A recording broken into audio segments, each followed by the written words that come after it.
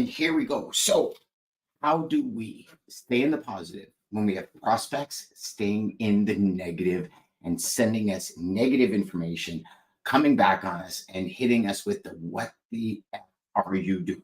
That's what we're going to talk about today. Welcome to the HPLS podcast. Live, relevant, and high performance information, conversations, and education weekly.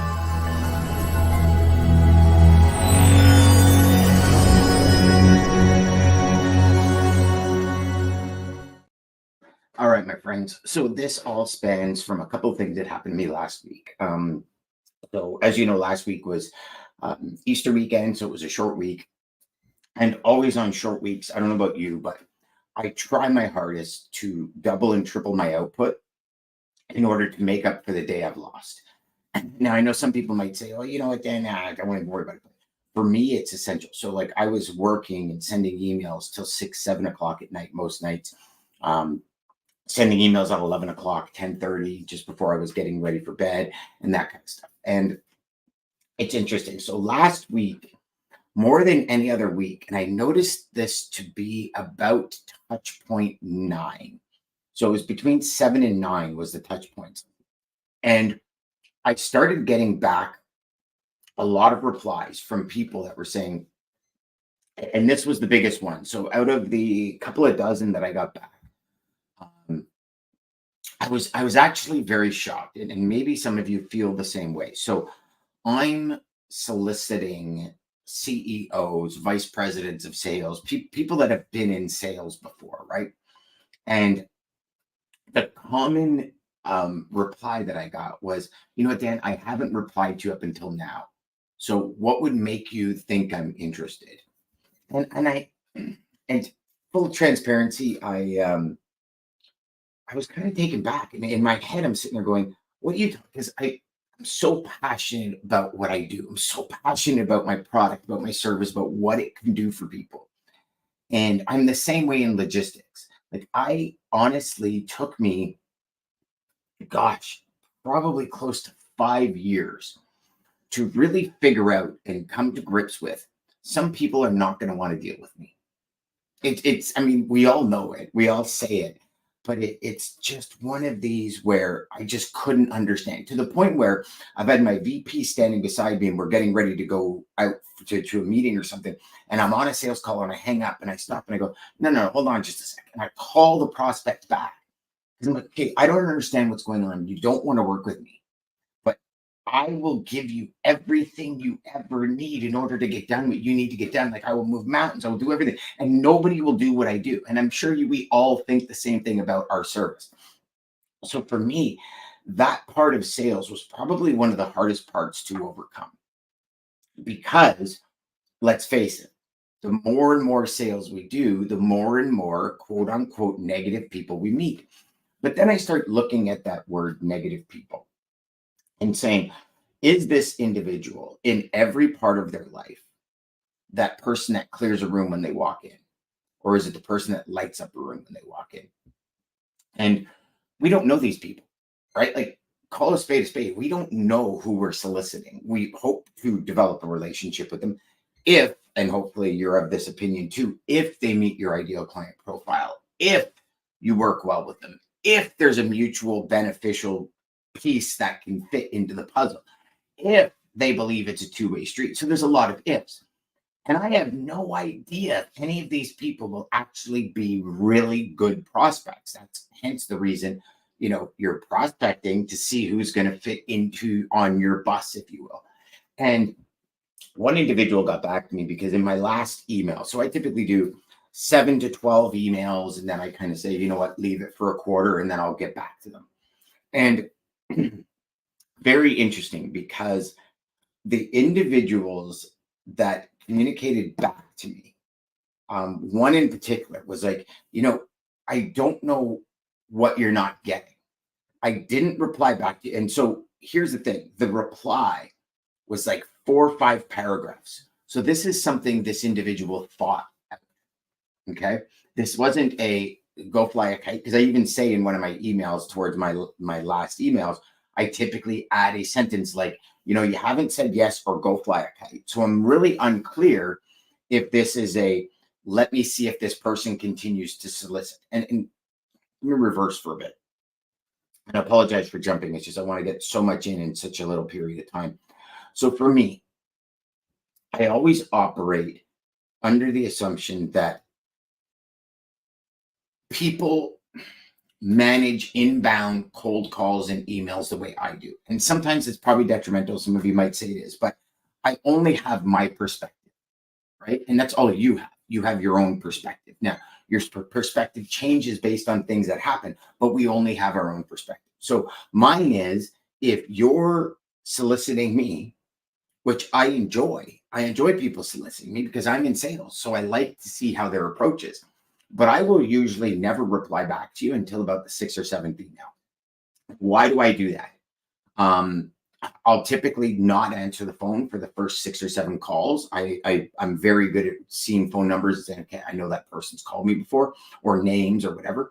And the reason I don't is because I believe, anyways, I want to work with the best in everything I do. So whatever field if it's lead generation, if it's sales coaches, if it's business coaches, if it's software, it's everything. I want to work with the leaders, and I'll pay more to work with the leaders because I want to work with the people that know what I need done and that have the services and value that I need. Now, leaders go above and beyond the call. So in sales, I'm sure you've heard these statistics before, that typically salespeople give up after about 3 follow-ups. And so for me, when you get to that 7 and 8 follow-ups, I'm already in that 1% of salespeople.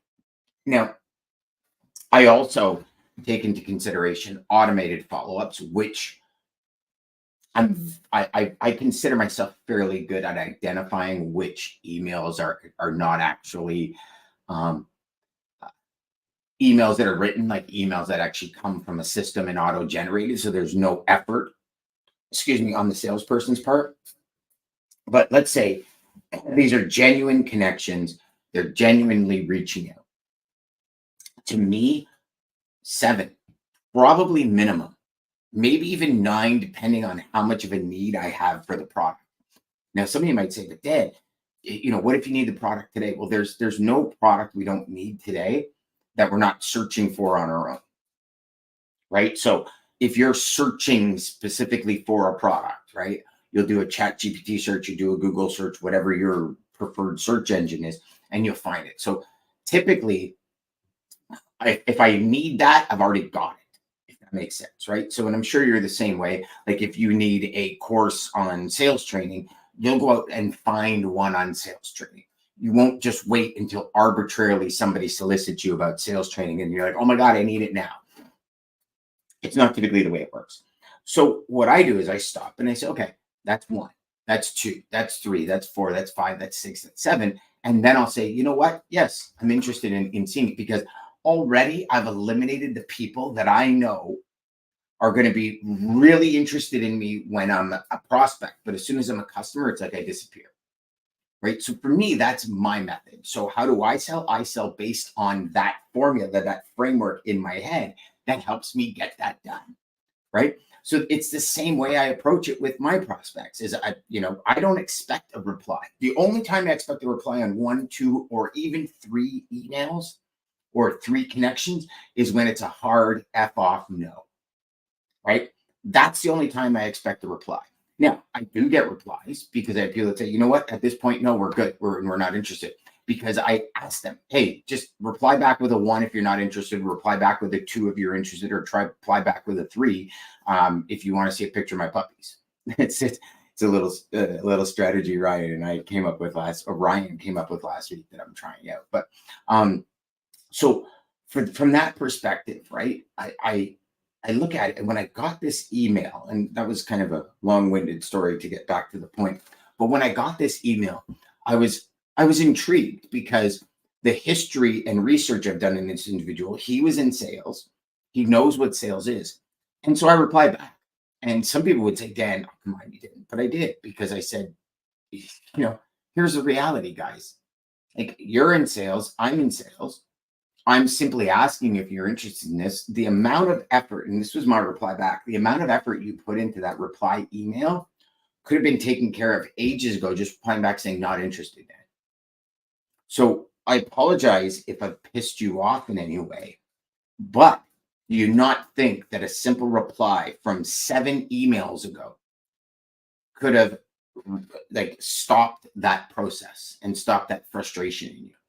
So now some people would say, well, Dan, you can't really do that. That's crazy. Like that is just, but to me, that's really what it's all about.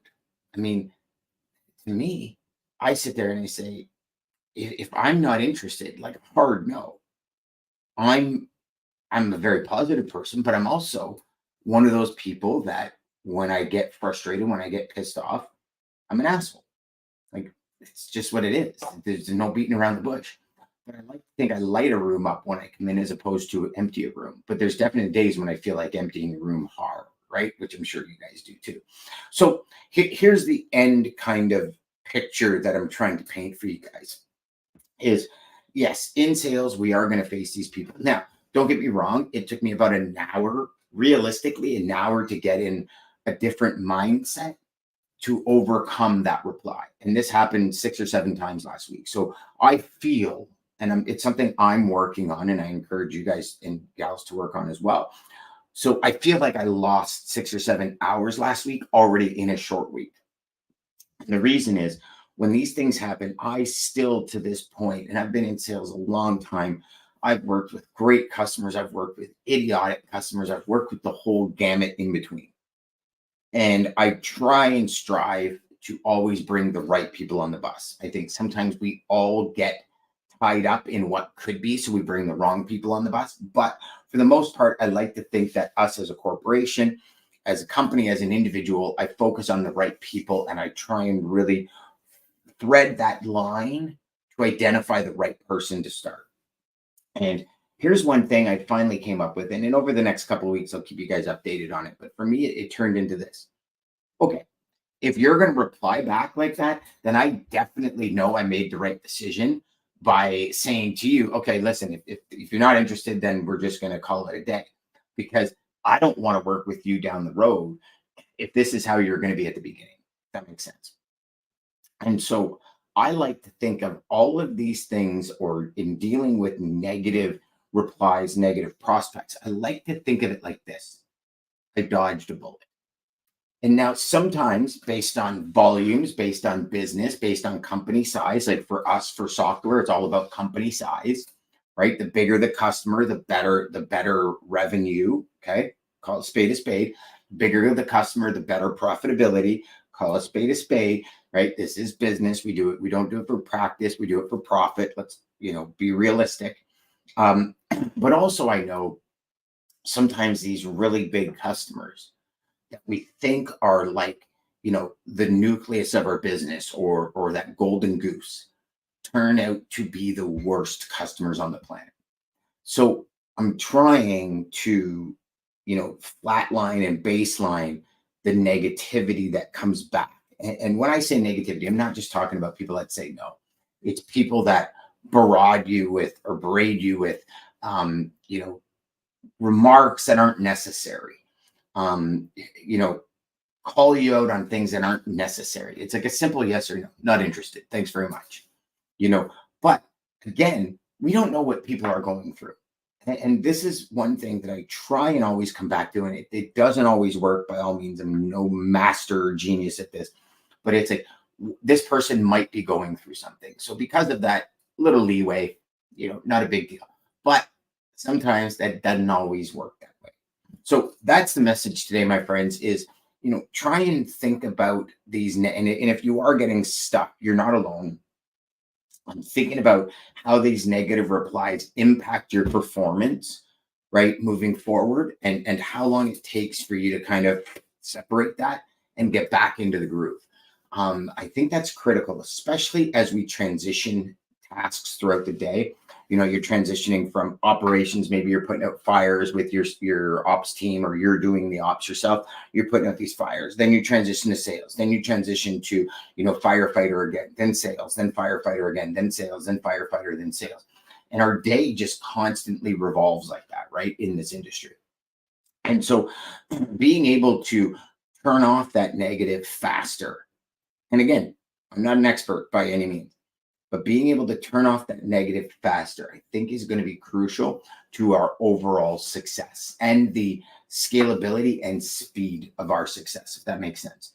So I hope you're all getting this. Remember, go out there, make every call educational, crush your sales, and really start to identify where that lost time is when things happen in your business. Now, I'm not just talking prospects. Maybe it's carriers messing up. Maybe it's customers getting angry. Maybe it's all this.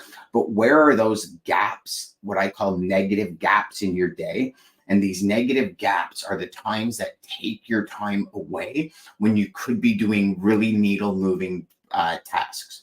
So that's the mission, is how do you shrink that timeline, or how do you get over it in seconds as opposed to minutes, or in minutes as opposed to an hour, right? And just making that incrementally better as you move throughout your business and your day, I think is really going to serve everybody at the highest level. Until next time, my friends, I said it again, I'll say it again. Go out there, make every call educational, and crush your sales. We'll see you next time.